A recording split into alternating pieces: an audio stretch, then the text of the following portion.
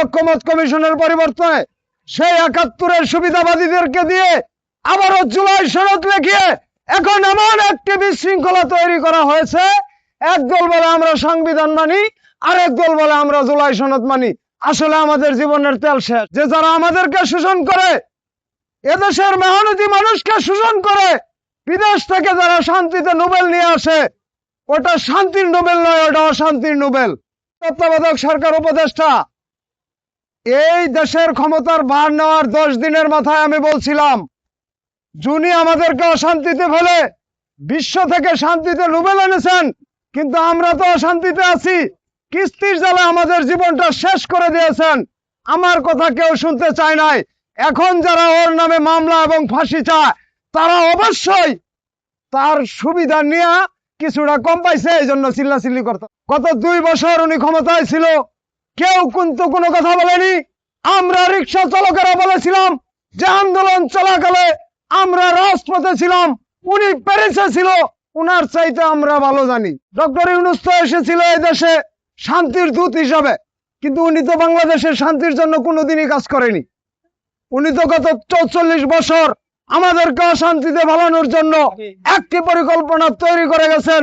সেটার নাম হলো এই যে দরিদ্র বিমোচনের নাম করে ক্ষুদ্র জনগোষ্ঠীকে গ্রামীণ ব্যাংকের কিস্তির আওতায় আনা।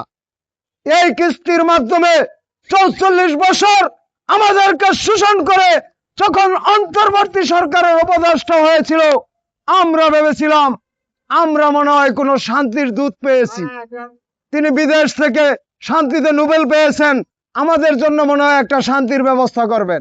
এখন এমন একটা ব্যবস্থা করছে, সংসদ শুরু হয়েছে, সেখানে আলোচনা হলো ডিম আগে আইছে না মুরগি আগে আইছে। এই যে ক্ষমতার একটা অপব্যবহার করা, এটা কিন্তু আজকে না, বাংলাদেশে 19৭১-এর পরে যারা শাসক ক্ষমতায় আসছে, তখন প্রতিবাদীরা প্রতিবাদ করে নাই। যখন তারা ক্ষমতা সেরে চলে যায়, তখন তাদের নামে ফাঁসি, বিভিন্ন মামলা হামলা, বিভিন্ন কথা তারা বলে। কিন্তু এই তত্ত্বাবধায়ক সরকার উপদেষ্টা এই দেশের ক্ষমতার ভার নেওয়ার 10 দিনের মাথায় আমি বলছিলাম, যিনি আমাদেরকে অশান্তিতে ফেলে বিশ্ব থেকে শান্তিতে নোবেল এনেছেন, কিন্তু আমরা তো অশান্তিতে আছি। কিস্তির জ্বালা আমাদের জীবনটা শেষ করে দিয়েছেন। আমার কথা কেউ শুনতে চায় নাই। এখন যারা ওর নামে মামলা এবং ফাঁসি চায়, তারা অবশ্যই তার সুবিধা নিয়ে কিছুটা কম পাইছে, এই জন্য চিল্লাচিল্লি করতেছে। নাইতো আমি শুরু থেকে একটা কথা বলছিলাম যে যারা আমাদেরকে শোষণ করে, এদেশের মেহনতি মানুষকে শোষণ করে, বিদেশ থেকে যারা শান্তিতে নোবেল নিয়ে আসে, ওটা শান্তির নোবেল নয়, ওটা অশান্তির নোবেল। কিন্তু সেই কথাটা তখন কেউ শুনেনি। এখন ইতিমধ্যে আপনারা লক্ষ্য করেছেন যে তত্ত্বাবধায়ক সরকারের উপদেষ্টার নামে বিভিন্ন ধরনের কথাবার্তা বলা হচ্ছে। গত 2 বছর উনি ক্ষমতায় ছিল, কেউ কিন্তু কোনো কথা বলেনি। আমরা রিক্সা চালকেরা বলেছিলাম যে আন্দোলন চলাকালে আমরা রাজপথে ছিলাম, উনি প্যারিসে ছিল, উনার চাইতে আমরা ভালো জানি। কিন্তু আমাদের কথা তো কেউ কাজে দেয়নি। একটা ঐক্যমত কমিশন করার কথা ছিল। আমরা কি দেখেছি যে ঐক্যমত কমিশনের পরিবর্তনে সেই ৭১-এর সুবিধাবাদীদেরকে দিয়ে আবারও জুলাই সনদ লিখিয়ে এখন এমন একটি বিশৃঙ্খলা তৈরি করা হয়েছে, একদল বলে আমরা সংবিধান মানি, আরেক দল বলে আমরা জুলাই সনদ মানি। আসলে আমাদের জীবনের তেল শেষ। এদিক দিয়ে আমরা শেষ হয়ে যাচ্ছি। আমাদের অবস্থাগুলো দেখেন, আমরা কর্ম নিয়ে লড়াই করছি, এখন আমাদের উপরে অন্য কিছু চাপিয়ে দেওয়া হচ্ছে। এই যে আমরা অটো গাড়ি চালাই, এই অটো আমদানি করতে কোনো নিষেধ নাই, সরবরাহ করতে নিষেধ নাই, ব্যবসা করতে নিষেধ নাই, বানাইতে নিষেধ নাই।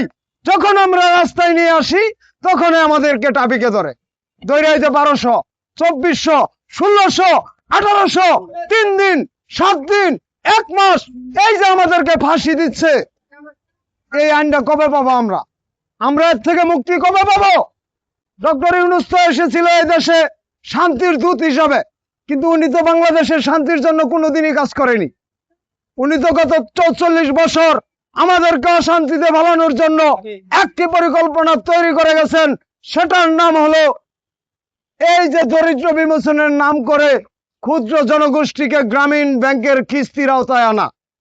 এই কিস্তির মাধ্যমে ৪৪ বছর আমাদেরকে শোষণ করে যখন অন্তর্বর্তী সরকারের উপদেষ্টা হয়েছিল, আমরা ভেবেছিলাম আমরা মনে হয় কোনো শান্তির দূত পেয়েছি। তিনি বিদেশ থেকে শান্তিতে নোবেল পেয়েছেন, আমাদের জন্য মনে হয় একটা শান্তির ব্যবস্থা করবেন। এখন এমন একটা ব্যবস্থা করছে, সংসদ শুরু হয়েছে, সেখানে আলোচনা হলো ডিম আগে আইছে না মুরগি আগে আইছে। এই যে প্রথম অধিবেশন শেষ হয়ে গেল, সরকার দল বলে সফল হয়েছে, বিরোধী দল বলে এটা কিছুই হয় নাই।